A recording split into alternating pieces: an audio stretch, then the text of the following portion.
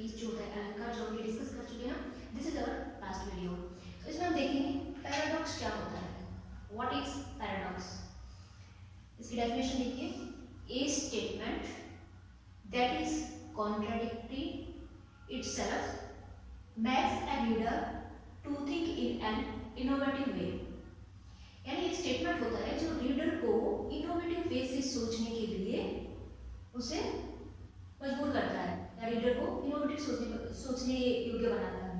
तो इसमें कैसे इनोवेटिव होता है, तो हमें जो हमारा जैसे हमारा रीड सीटेड जो भी एग्जाम होता है तो हमें क्या देखना होता है, हमें इस तरह के वर्ड्स दिए होते हैं, लाइन दी हुई होती है, सेंटेंस दिया होता है।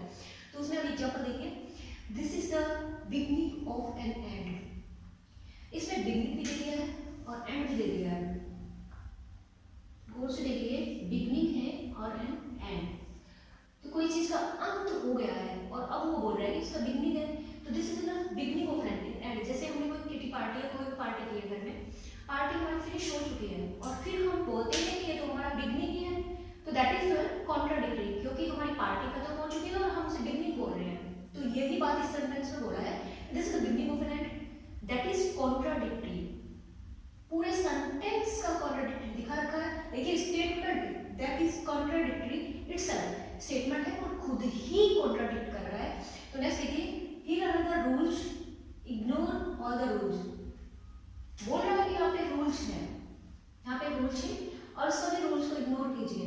अगर हमें इग्नोर ही करना है तो फिर वो रूल्स कौन से होंगे, रूल्स को फॉलो किया जाता है ना।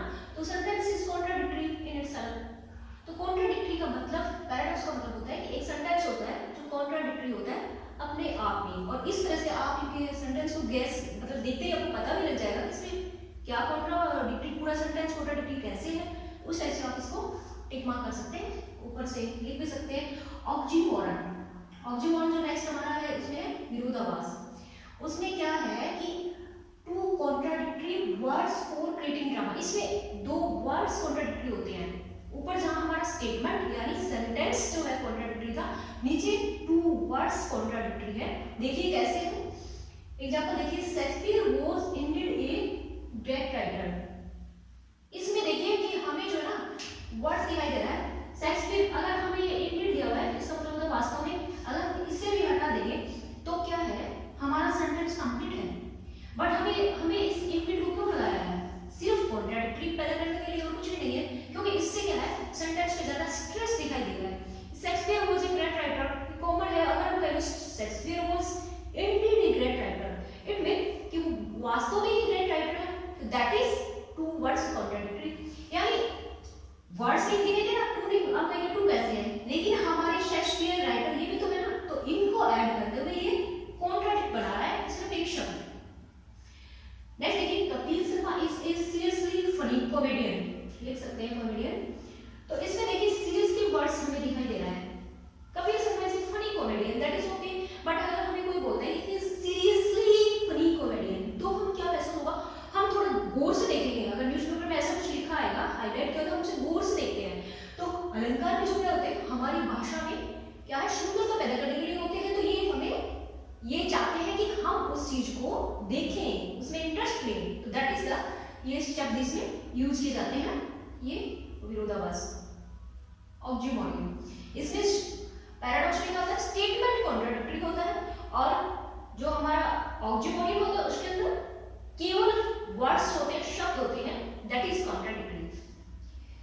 नेक्स्ट देखिए, अपोस्ट्रोफी, अपोस्ट्रोफी का ये जो एक सिंबल होता है, डंडा लगा के ऐसे नीचे चिन्ह होता है अपोस्ट्रोफी का, तो इसमें क्या होता है, ओह माय गॉड ऐसे लिखोगे आप, तो उसमें क्या होता है, लास्ट में अपोस्ट्रोफी लगता है। तो इसमें देखिए, ओ होली रिवर, दैट इज इसमें और पीछे का सिंबल जो है ना, इससे थोड़ा याद रखना, इसमें ट्रिक ये है कि जहां पे सिंबल दिखाई देगा ना, डंडा और नीचे हिंदी, तो ये अपोस्ट्रोफी से विस्मयादिबोधक जिसे बोलते हैं, तो ये आ जाएगा।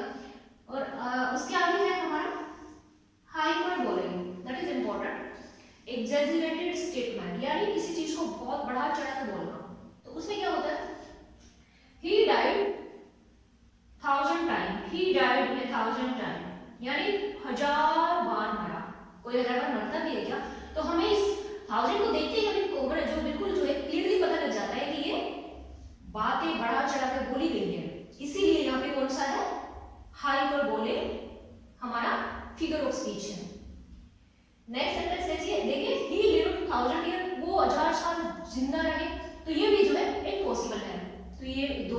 टाइप के हमें सेंटेंस देख रहे हैं जहां बातें बहुत बढ़ा चढ़ा के कही गई हो, तो वहां हम क्या मानेंगे, हाइपर बोलेंगे। और हिंदी में जैसे विश्वादिबोधक बोलते हैं, विस्मयादिबोधक होता है, हिंदी में देख लेना गाइस, शायद विस्मयादिबोधक है, क्योंकि हिंदी छोड़े हुए काफी टाइम हो गया, 10 साल हो गया। और उसका देखिए ओनोमटोपिया, ओनोमटोपिया ध्वनि सूचक, ओनोमटोपिया, ओनोटोपिया राष्ट्र में बोलते हैं ओनोमटोपिया, तो टोपिया की आवाज आती है, कहीं गिर जाए तो बर्तन बर्तन होता है, तो इससे याद करें कि कहाँ जहाँ पे आवाज सुनाई देती है, दैट इज ओनोमटोपिया। फिर हो गया होगा दिमाग में, okay let's go. The words that imitate the sounds, the describes, the words that imitate the sound that describes। तो इसमें क्या होता है कि वो शब्द उस साउंड को दिखाता है ना। अब देखिए इसमें बज लिखा है, बज होता है मक्खियां या जो भी, और स्प्लैश होता है किसी पत्थर की जो आवाज होती है, बूम होता है, क्लैपिंग होता है, इस तरह की कोई भी आवाज हो सकती है, हाथी के बिंबियाने की कोई आवाज होती है, किसी भी तरह की आवाज होती है ना, उससे इसमें उस तरह आपको कोई सेंटेंस दिखाई देता है, दैट इज ओनोमटोपिया। अब देखिए दे क्लैप इन प्रोग्राम, क्लैपिंग होता है तालियां बजाना, तो क्लैपिंग का मतलब हमें आवाज सुनाई दे रही है तालियों की, ये क्या हुआ, दैट इज ओनोमटोपिया। आई होप सबको समझ आ गया होगा। पैराडॉक्स ऑक्सिमोरियम दोनों जो है, एक में सेंटेंस कॉन्ट्राडिक्टरी होता है, दूसरे में शब्दों का कॉन्ट्राडिक्टरी होता है। नेक्स्ट हमारा आया था अपोस्ट्रोफिस, जिसमें केवल एक हमें पीछे का सिंबल होता है और उसे याद रखना है, ध्यान रखना है। आगे हाइपरबोल है जिसमें बातें बढ़ा चढ़ाकर की जाती है, और ओनोमटोपिया जिसमें ध्वनि की आवाज होती है, ध्वन्यात्मक होता है। इसी के साथ हमारा जो फिगर ऑफ स्पीच होता है ये आज कंप्लीट हो रहा है, और ये थर्ड वीडियो इसका, जिसने नहीं देखा वो पीछे के 2 वीडियो भी देख लीजिए। इसके बाद हम जो है कुछ लिटरेरी टर्म्स होती है उनको कंप्लीट करेंगे। आई होप आपको समझ आया होगा। अगर समझ नहीं आए तो आप कमेंट बॉक्स में लिख दीजिए। और ऐसा क्योंकि फिगर ऑफ स्पीच जो इंपॉर्टेंट है हमने किए हैं, बाकी कुछ और भी रहते हैं जो इंग्लिश लिटरेचर के अंदर जो है एमए में काम आते हैं, जैसे आर्निंग होता है, क्लाइमैक्स होता है, एंटी क्लाइमैक्स होता है। इस तरह के अगर किसी को कुछ चाहिए तो मेरे को कमेंट में बोल देना, मैं डायरेक्ट में वहां से भेज दूंगी। बट बहुत इजी होता है, क्लाइमैक्स किसी चीज का बहुत बढ़ना होता है, एंटी क्लाइमैक्स उसका नीचे यानी एंटी रूप में होता है, आयरनी किसी चीज का विरोधाभास, आयरनी मतलब कोई हम आयरनी बातों में पता लग जाता है, तो इससे भी ज्यादा टफ नहीं है।